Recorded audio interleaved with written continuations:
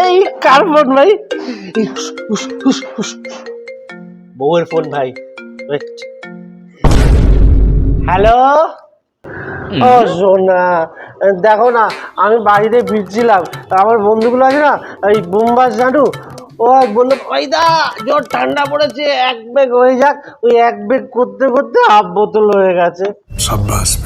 আরে আরে তুমি 40-45 মিনিট ওয়েট করো, আমি 1.5 ঘন্টার মধ্যে চলে আসছি, তুমি চিন্তা করো না। আচ্ছা ঠিক আছে, ঠিক আছে।